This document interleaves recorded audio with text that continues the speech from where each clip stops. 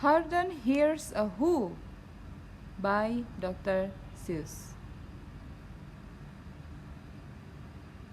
On the 15th of May, in the jungle of Noor, in the heat of the day, in the cool of the pool, he was splashing, enjoying the jungle's great joys, when Horton the elephant heard a small noise.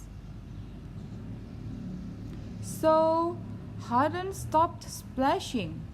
He looked toward the sound. "That's funny," thought Horton. "There is no one around." Then he heard it again, just a very faint yelp, as if some tiny person were calling for help. "I'll help you," said Horton. "But who are you? Where?" He looked and he looked.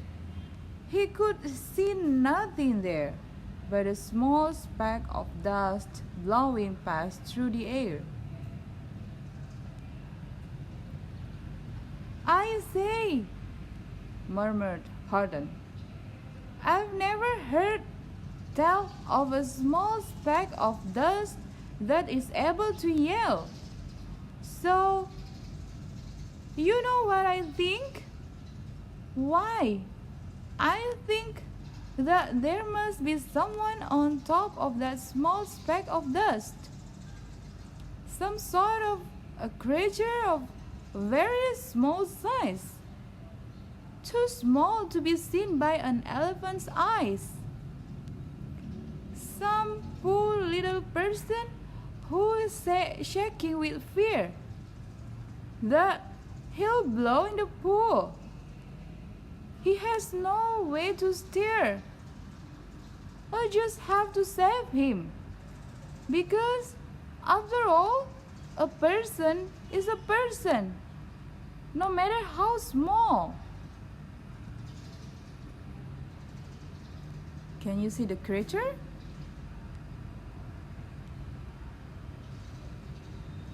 So gently and using the greatest of care, the elephant stretched his great trunk through the air, and he lifted the dust speck and carried it over and placed it down safe on a very soft clover.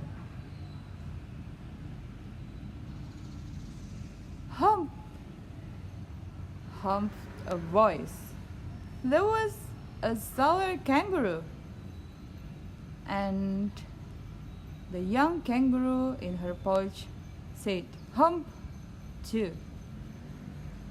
"Why, that speck is as small as the head of a pin. A person on that? Why, there never has been."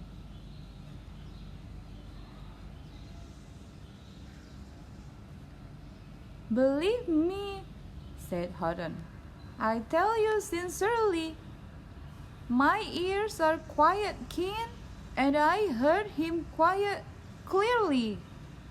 I know there's a person down there, and what's more, quite likely there's two, even three, even four. Quite likely a family for all that we know. A family with children just starting to grow. So please," said Horton, "as a favor to me, try not to disturb them. Just please let them be."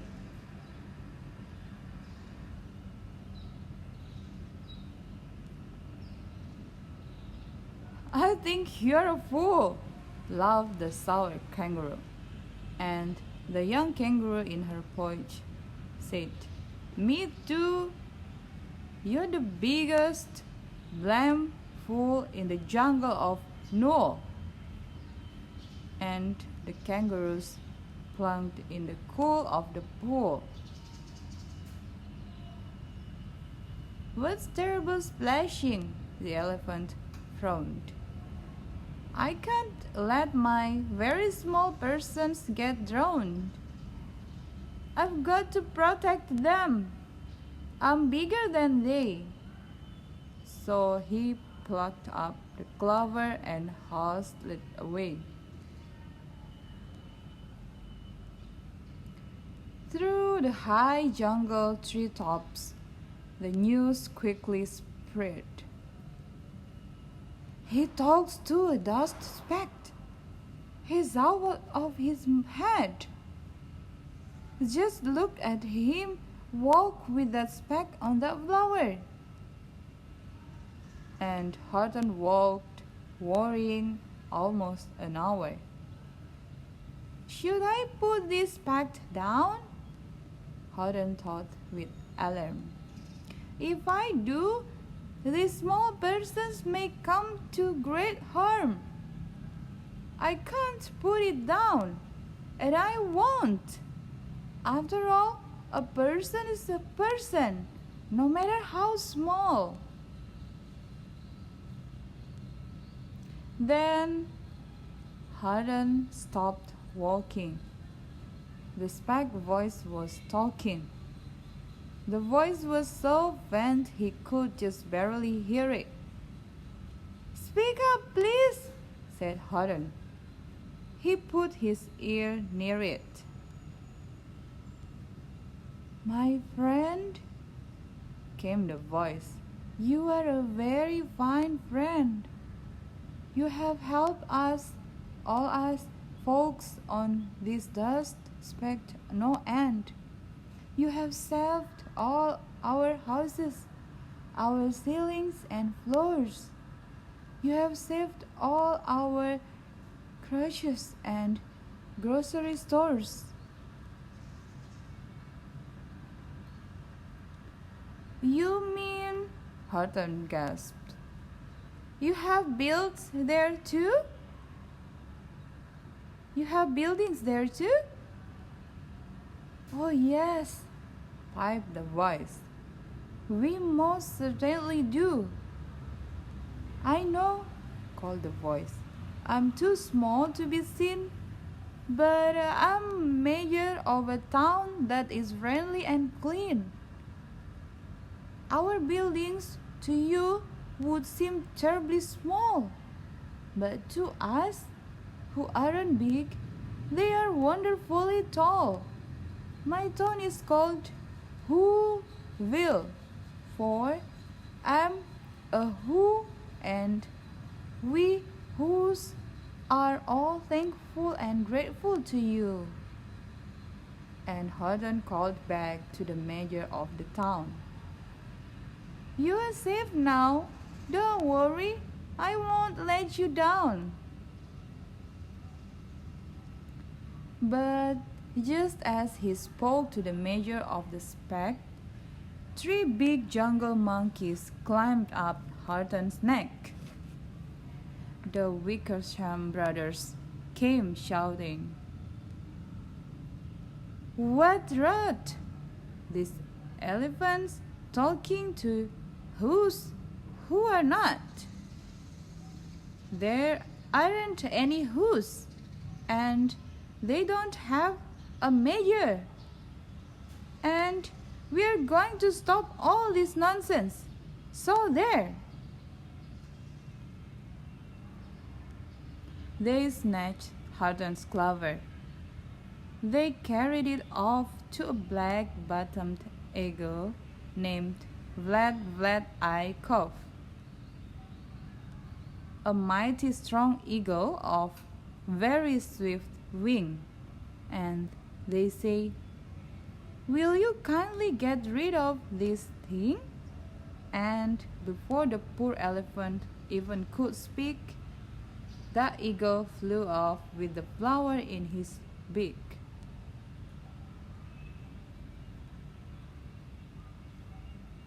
All that late afternoon and far into the night, the black-bottomed bird flapped his wings in his flight.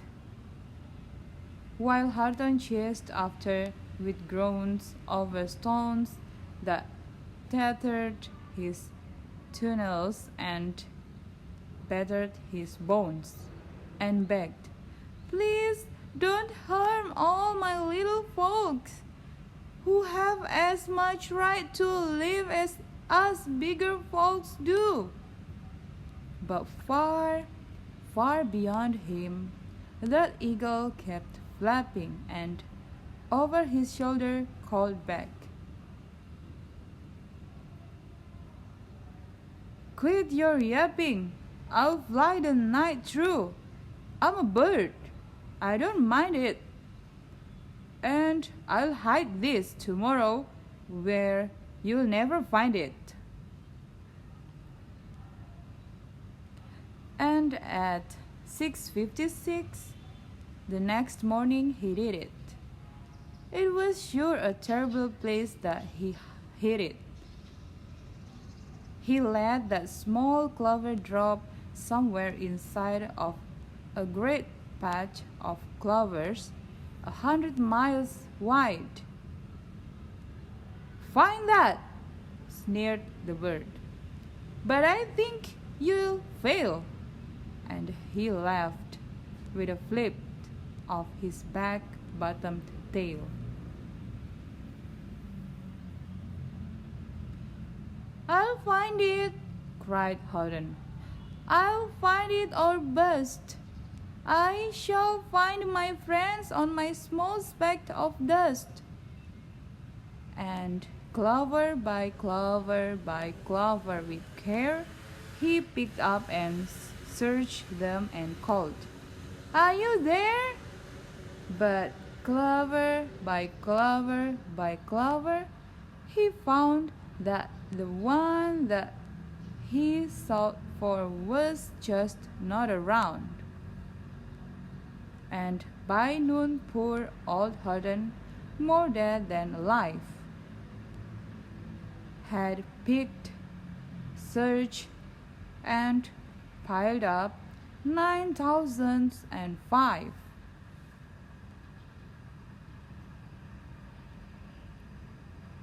Then on through the afternoon, hour after hour, till he found them at last, on the 3 millionth flower. "My friends!" cried the elephant. "Tell me, do tell me, are you safe?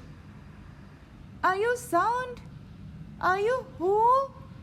Are you well?" From down on the speck came the voice of the Major. "We have really had trouble, much more than our share.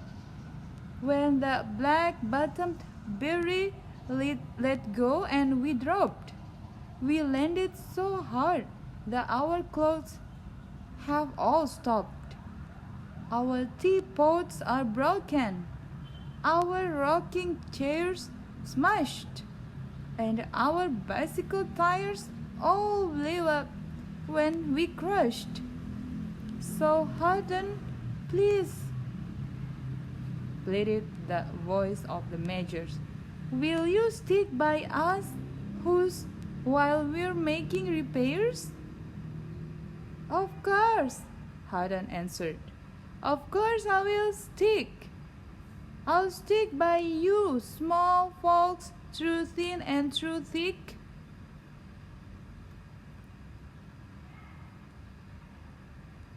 Hump, hump of voice. "For almost 2 days you have run wild and insisted on chatting with persons who have never existed. Such carryings on in our peaceable jungle. We have had quiet enough of your bellowing bungle.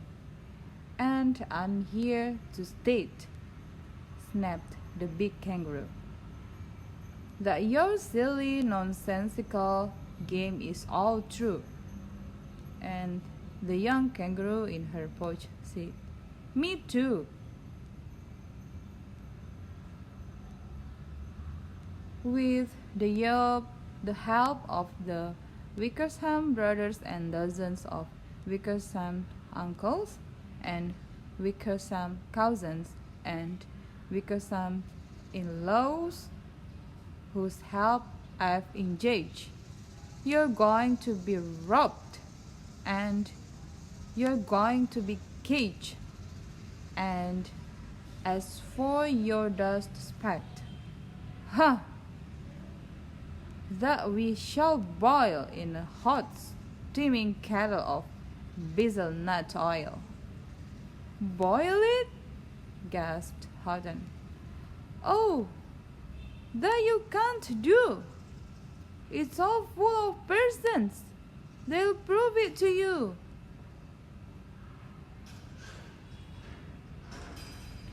Mr. Major, Horton called. Mr. Major, you've got to prove now that you really are there. So call a big meeting. Get everyone out. Make every who holler. Make every who shout. Make every who scream. If you don't, every who is going to end up in a hazelnut stew. And down on the dust speck, the scared little major quick called a big meeting in Whoville Town Square, and his people cried loudly. They cried out in fear. We are here! We are here! We are here! We are here! The elephant smiled. That was clear a bell. You kangaroos surely heard that very well. All I heard, snapped the big kangaroo, was the breeze and the faint sound of wind through the far distant trees. I heard no small voice, and you didn't either. And the young kangaroo in her perch said, Me neither.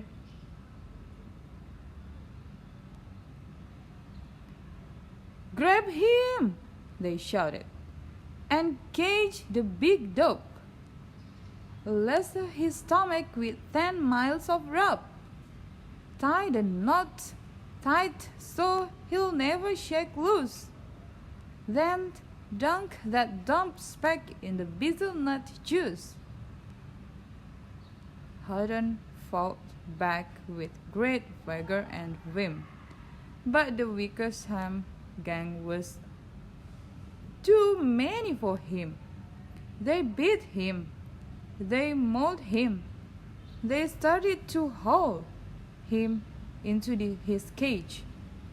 But he managed to call to the major, Don't give up. I believe in you all. A person is a person, no matter how small.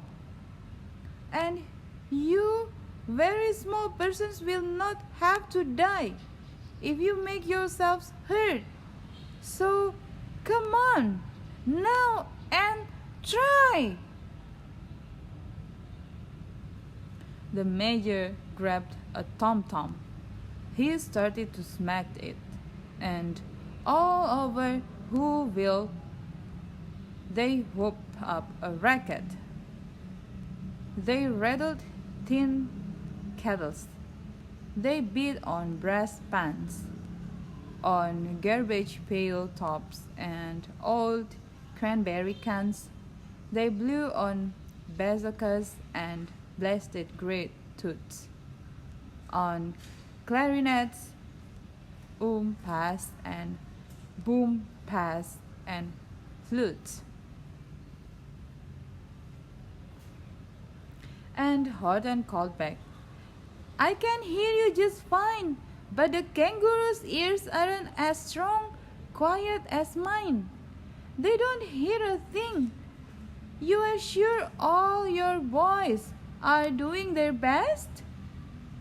Are you sure all your boys are doing their best? Are they all making noise? Are you sure every who down in Whoville is working? Quick! Look through your town. Is there anyone shirking? Through the town rushed the major, from the east to the west, where everyone seemed to be doing his best. Everyone seemed to be yapping or yipping. Everyone seemed to be beeping or beeping. But it wasn't enough. All this ruckus and roar, he had to find someone to help him make more. He raced through each building. He searched floor to floor. And just as he felt he was getting nowhere and almost about to give up in despair, he suddenly burst through a door, and the major discovered one circle, quiet hidden away in the Fairfax apartments, apartment 12G, a very small circle named Joe was just standing and bouncing a yo-yo, not making a sound, not a yip, not a chirp. And the major rushed inside and he grabbed the young twerp.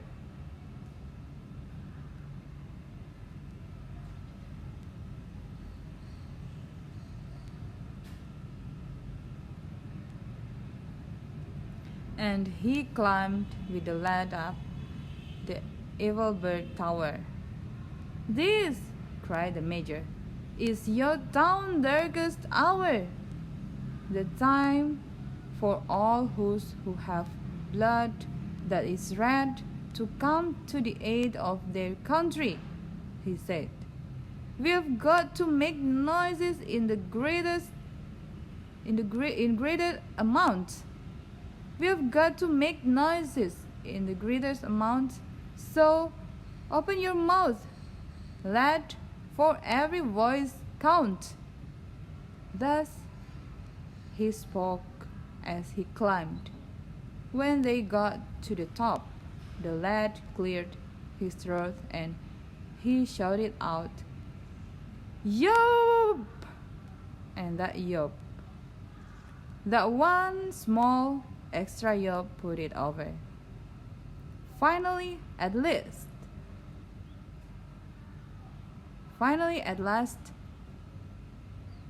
from that speck on that clover, their voices were heard.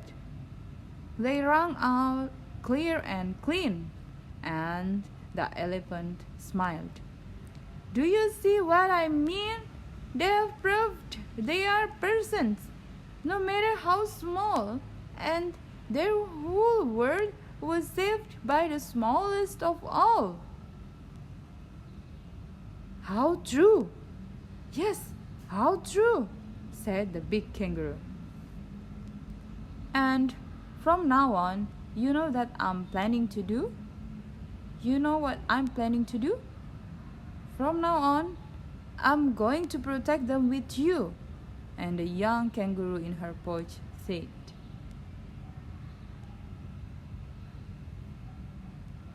And that yop, that one small extra yop, put it over.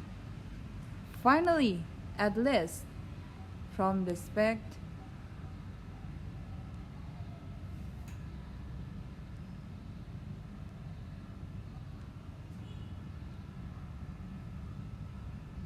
oh, this is the same page, the last page. "Me too. From sun in the summer, from rain when it's fallish, I'm going to protect them, no matter how smallish."